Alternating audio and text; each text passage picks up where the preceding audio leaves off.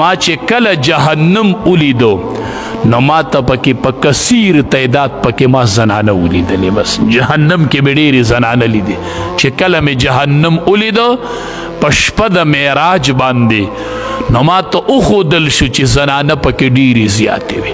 نو تصدقنا زنانه و صدقې ورکوئ. جهنم کې مې ډېرې لیدلې.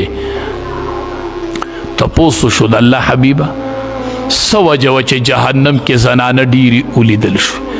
نبی کریم صلی الله علیه وسلم زنانه ته وی تکثرن اللعنه وتکفرن العشیر. دو خبرو د وجه نه مې زنانه جهنم کې ډېرې ولیدلې.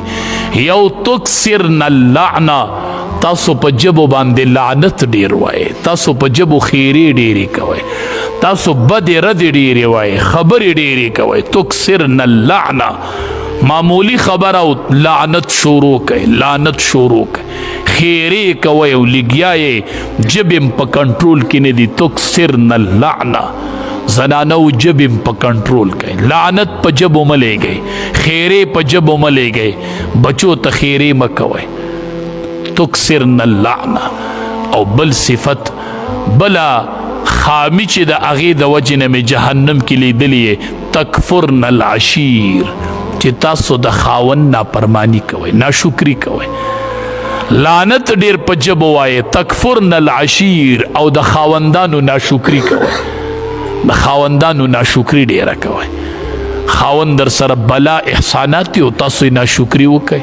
ټول احسانات د خاوند یې او معمولی خبره باندې لعنت لګئ.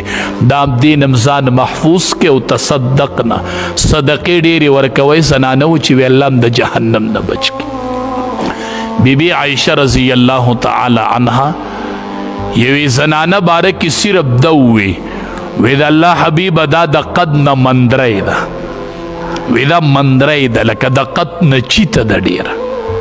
نو دا مندری ده.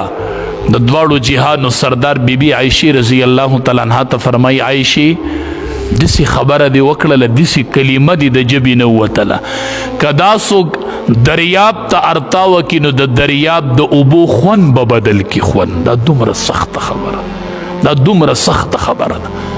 نن زما ژبه په ده پسې لګیا ده او د ده دا په ده پسې لګیا ده او د ده دا په ده پسې لګیا ده. بس دی چیت دی او دی دنګ دی او د ده جامې لنډې دي او د ده اوږدې دي او د ده دسې دی او دی دسې دی او د ده پینسې کته دي او د ده پینسې بره دي. خپل عیوب راواله، خپل عیوب، خپل عیوبو ته نظر وکړه، خپل عیوبو ته، د بل په عیوبو پسې مه پسې کېږه.